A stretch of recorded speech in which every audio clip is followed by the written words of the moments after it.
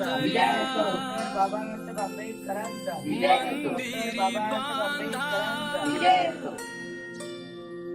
पूजा समतेची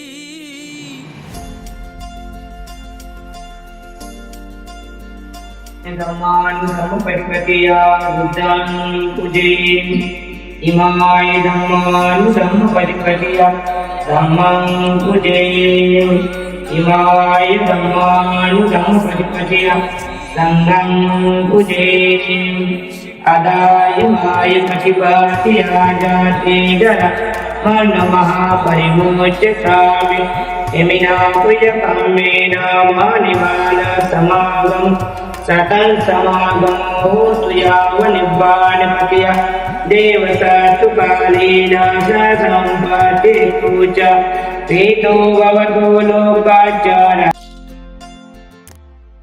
अज्ञानी हा समाज सगळा दैवा हाती माणूस दुबळा सर्वावरती पाखर असू द्या आपुल्या मायेची अनुसरा शिकवण बुद्धाची अनुसरा शिकवण बुद्धाची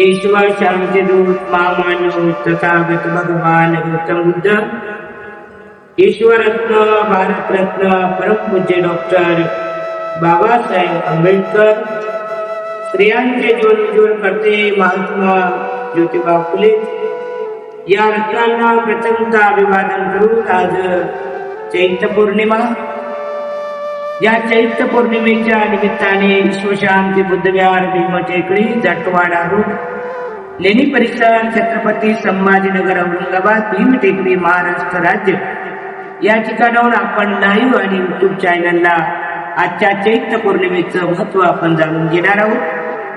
प्रेजनोत आजची ही चैत्र पौर्णिमा बौद्ध इतिहासामध्ये बौद्ध साहित्यामध्ये बौद्ध विनयामध्ये अतिशय महत्वाची आहे, अतिशय आपल्या मानवी जीवनासाठी फलदायक प्लस होत आहे।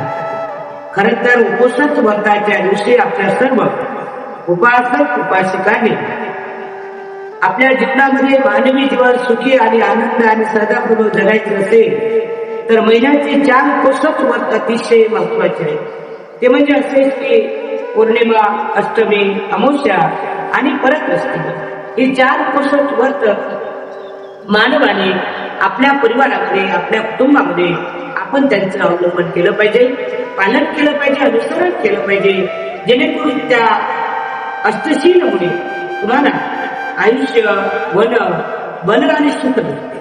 हे 4 बाबी मात्र या 4 बाबीचं या 4 बलाचं अजूनही मात्र कुठं मार्केट निघालं नाही, दुकान निघालं नाही आणि म्हणून आपण सर्वांनी या 4 बल मिळवायचे असतील, हे 4 बल संपादन करायचे असतील तर भगवान बुद्धाने सांगितलेलं अरे अष्टांगिक मार्ग 4 आदेश सत्य 37 बुद्धांग आणि आपल्या जीवनामध्ये भगवान बुद्धाने सांगितलेला उपोषण व्रत हा मानवाने मात्र पालन केला पाहिजे। आणि जे जे उपासक उपोषण व्रताचं पालन करतात त्यांना आयुष्य वन बल आणि सुख मिळाल्याशिवाय राहत नाही। आजची ही चैत्र पौर्णिमा आहे। आजच्या या चैत्र पौर्णिमेचं आपल्या सर्वांना जे लाईव्ह आहे, जे युट्यूब चॅनलला बघणार आहेत, आपल्या सर्वांना मी खूप खूप मंगल कामना देतो, शुभकामना देतो की 1 तारीख म्हणजे उद्यापासून कालपासून आपल्याला एक चाहूल लागलेली आहे की कुठल्या तरी आपल्याला नवीन आपल्या मानवी जीवनाचा जन्म झालेला आहे। म्हणजे तो कोणाचा आहे तर परमपूज्य डॉक्टर बाबासाहेब आंबेडकर यांचा आपला जन्मदिन आपल्याला साजरा करायचा। बाबासाहेबांना जाऊन आणि बाबासाहेब जन्माला येईल 1900 म्हणजे आता आपल्याला 137वी जयंती आहे बाबासाहेबांची. म्हणजे बघा आता किती वर्ष झाले तरी पण 1 तारीख लागली की आपल्याला चावून लागते का आता भीम जयंती आहे. आता भीम जयंती आपल्याला साजरी करायची आहे आणि म्हणून संपूर्ण जगामध्ये भारतामध्ये ही भीम जयंती आपण साजरी करत आहोत. भीम जयंती साजरी करत असताना नेमकं काय केलं पाहिजे मी तर उपासकांना आवाहन करतो. भीम जयंती साजरी करताना आपण आपल्या कष्टातील पैसे मग तुम्ही वर्षभर 1 रुपया का होईना जमा करा, 10 रुपये का होईना तुम्ही जमा करा, 50 रुपये का होईना जमा करा, परंतु आपल्या समाजाचे आपल्या लोकांचे आणि आपल्या माणसाचं दान घेऊन आपण भीम जयंती साजरी करतो. मला असं म्हणायचं की आपण विनय आता पाळलं पाहिजे, विनयाचं अनुकरण केलं पाहिजे. भीम जयंती साजरी करताना आपण मित्रांना दान मागण्यापेक्षा त्याच्यामध्ये श्रद्धा जागृत करा. येत्या महिन्यामध्ये जागतिक परिषद घेतलेली आहे. भीम जयंती परिसरामध्ये जवळपास 30 देशातील बौद्ध भिक्खू आणि भिक्खूंनी बोलवले आपण आणि नवतोल भविष्यातील परिषद आपण घेतलेली आहे. या परिषदेमध्ये कुठल्याही जातीतील धर्मातील लोकांना आपण कंपल्शन केलं नाही किंवा औरंगाबाद शहरातील कुठल्याही राजकीय पुढाऱ्याला आपण कंपल्शन केलं नाही. तर या जागतिक परिषदेला आपल्या औरंगाबाद शहरातील राजकीय नेत्यांनी फक्त आम्हाला जालिंदर शेंडगे त्याचबरोबर विजयभाऊ मगरेने 50,000 रुपये दिलेले आहेत आणि जालिंदर शेंडगे या भाऊंनी आपल्याला 50,000 रुपये दिलेले आहेत. चंद्रकांत खैरे साहेब यांनी आपल्याला 5,000 रुपये दिलेले आहेत. त्याचबरोबर कल्याणजी काळे यांनी 50,000 रुपये दिलेले आहेत आणि त्यानंतर आपल्याला आमचे पालकमंत्री संजयजी शिरसाट यांनी आपल्याला 30 लाख रुपये दिलेले आहेत. याच्या पलीकडे औरंगाबाद शहरातल्या कुठल्याही राजकीय पुढाऱ्यांना आम्ही धर्मदान मागितलं नाही आणि त्यांनी मागितलं जरी असेल तरी त्यांनी आपल्या जागतिक परिषदेला दान दिलं नाही. आणि म्हणून आमच्या लोकांनी आमच्या समाजाने भीम जयंतीला मात्र कुठल्याही राजकीय पुढाऱ्यांचं धर्मदान घेऊ नये.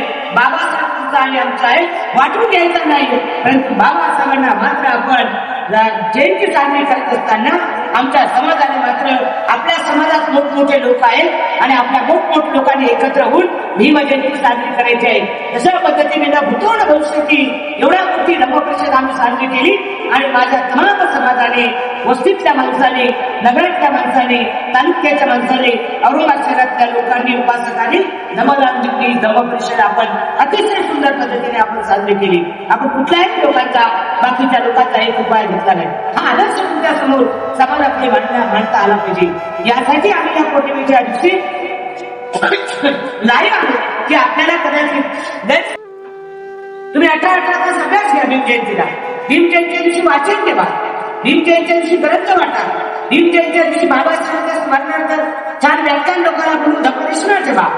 भीम जयंतीच्या दिवशी प्रवचन ठेवा, म्हणजे बाबासाहेबांचा विचार समाजामध्ये गेला पाहिजे.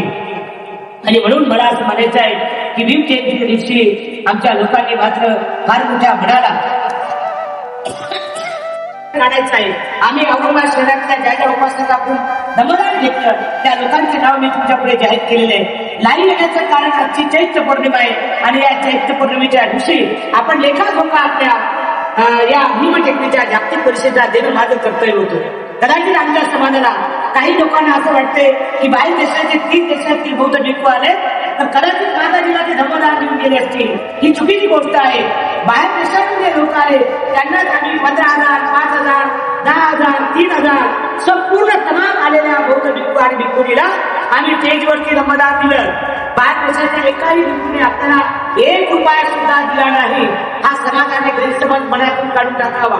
त्याही पलीकडे आपल्याला ज्या समाजाने आपल्या समाजाने ते धर्मदान दिलं त्या धर्मदानातच आपण ही धर्मपरिषद केलेली आहे. काही लोकांना असं वाटतं की माताजीने 30 देशातील बौद्ध भिक्खू आणि भिक्खुनी बोलवल्या, कदाचित त्यांनी माताजीला धर्मदान दिलं असेल. बाहेर देशाचा 1 रुपया सुद्धा आपल्या भीमकेंद्रीला या जागतिक परिषदेला आलेला नाही. याची नोंद मात्र आमच्या समाजाने घ्यावी. प्रियजनो, आजची ही चैत्र पौर्णिमा आहे आणि या चैत्र पौर्णिमेच्या दिवशी आपल्या सर्व तमाम उपासक उपासिकाला खरं तर आज पौर्णिमेचं महत्व सांगितलं पाहिजे. परंतु औरंगाबाद शहरातला सुगावा, औरंगाबाद शहरातले विचार मतामतांतर हे जाहीर झाल्यानंतर मी तुम्हाला लाईव्ह सांगणं मी माझं आद्य कर्तव्य समजतो. कारण माझं कर्तव्य आहे. एवढी मोठी जागतिक परिषद आपण न मृदू न भविष्यती भारतामध्ये प्रथमतः 70 वर्षानंतर घेतली आणि या धर्म परिषदचा आढावा मी तुम्हाला दिला पाहिजे, हे माझं कर्तव्य आहे. मी भिकुनी या नात्याने पारदर्शकता ठेवली पाहिजे. समाजाला कुठल्याही गोष्टीची तुम्ही होऊ नये, समाजामध्ये भ्रम निर्माण होऊ नये आणि म्हणून मी हे लाईव्ह मध्ये या ठिकाणी सांगितलंय. कदाचित काही लोकांच्या तुम्ही मागायचं नाही, तुम्ही मागायचं नाही, आपण दान मागायचं नाही. बाबासाहेबांनी आपल्याला देणारा वर्ग तयार केलेला आहे. बाबासाहेबांनी आपल्याला देणारी स्पर्धा जागृत केलेली आहे, ही ताकद निर्माण केलेली आहे. आणि म्हणून आपण आता इतके वर्ष मागत होतो, आता मात्र मागायचं. आपण आपल्या परिवारातून, आपल्या कुटुंबातून आपण बाबासाहेबांना काय केलं? आतापर्यंत 137 वर्ष झाली. प्रत्येकाने आता आपल्या मनाला जागायचं आहे, परीक्षण करण्याची वेळ आली, सेवानुकूल करण्याची वेळ आली. मी बाबासाहेबांना काय दिलं? बाबासाहेबांना मी काय देणार आहोत? मी काय दिलं? आणि जर आपण बाबासाहेबांना दिलं नसेल तर या भीम जयंतीपासून आपण फुलगाट बांधायची आहे. मला बाबासाहेबांना देणं आहे. मग काय दिलं? नुसतं पैसा देणं आहे, तर मला बाबासाहेबांच्या धर्मचळवळीसाठी वेळ देणं आहे. मी वर्षातून गावाला एक तर मात्र अंगावर काशा वस्त्र घेऊन बाबासाहेबांची धम्मचळवळ चालवण्याची शपथ घेतो. अशी आमच्या तरुण मंडळीने भीम जयंतीला शपथ घ्यायची आहे. आमच्या सर्व समाजाने नुसतंच वर्गणी मागून डीजे लावून बाबासाहेबांचा वाढदिवस साजरा करून ती भीम जयंती साजरी केली असं म्हणता येणार नाही. तर आपल्याला बाबासाहेबांना यशस्वीपणे काम करायचं आहे. बाबासाहेबांची धम्मचळवळ जिवंत ठेवायची असेल तर कुठं मागणी झालेली आहे? बाबासाहेबांची धम्मचळवळ कुठं मागणी झालेली आहे? त्याचा अभ्यास करायचा. आणि आम्ही जे काय म्हणतो की त्याला डीजेला पैसे मागायचे, याला पैसे मागायचे नाही, अजिबात भीक मागायचं नाही. बाबासाहेबांच्या जयंतीला स्वतःच्या स्वकष्टाने आमचा समाज देणारा झालेला आहे. आणि म्हणून आमच्या लोकांनी स्वप्रेरणेने बाबासाहेबांच्या जयंतीला तयार व्हायचे. आम्ही इतर समाजाकडून, इतर लोकांकडून हे देणार नाही वेगळं, पण तुम्ही जाऊन त्यांना मागत असाल ही तुमची चुकीची गोष्ट आहे. बाबासाहेबांना तुम्ही चव्हाट्यात आणत असं म्हणण्यास काय हरकत नाही. आणि म्हणून मात्र कोणच बाबासाहेबांच्या जयंतीला इतर लोकांकडून, इतर लोकांना त्रास देऊ नये. ते रीतीने मग मान्य आहे. बाबासाहेबांची जयंती साजरी निश्चित करतात, कारण बाबासाहेब सर्वांचेच होते. मग ते त्यांच्या जागृत झाली पाहिजे. त्यांच्यात तुम्ही एक कल्पना निर्माण करा की बाबासाहेब तुमचे आहे ना आमचे आहे. बाबासाहेब तुमचा एकट्याचा नाही. परंतु दान मागताना मात्र बळजबरी कोणाला मागू नका, बळजबरी कोणाकडे जाऊ नका, बळजबरी तुम्ही कोणाला पेशंट देऊ नका. तर आपण भीम जयंती साजरी करू म्हणण्यास आपण असं म्हणता येणार नाही. भीम जयंती साजरी कशी करता येईल? तर पहिली फुलगाड बांधायची आमच्या समाजाने की मी दान देणार नाही. भीम जयंतीच्या वर्गणीमधून एकही रुपया मी माझ्या कुटुंबात वापरणार नाही. भीम जयंतीच्या दानातून एकही रुपया मी समाजाचा एकत्र जाऊ देणार नाही, याची मी काळजी करेन. भीम जयंतीच्या दिवशी मी पूर्णपणे बाबासाहेबांच्या जयंतीमध्ये 25 पेचं पालन करेन. याला भीम जयंती म्हणतात. मिरवणूक काढायचा, डीजे लावायचा, दारू प्यायचा, भाकरीच्या हातात डान्स करायचे, याला भीम जयंती म्हणता येणार नाही. म्हणून बाबा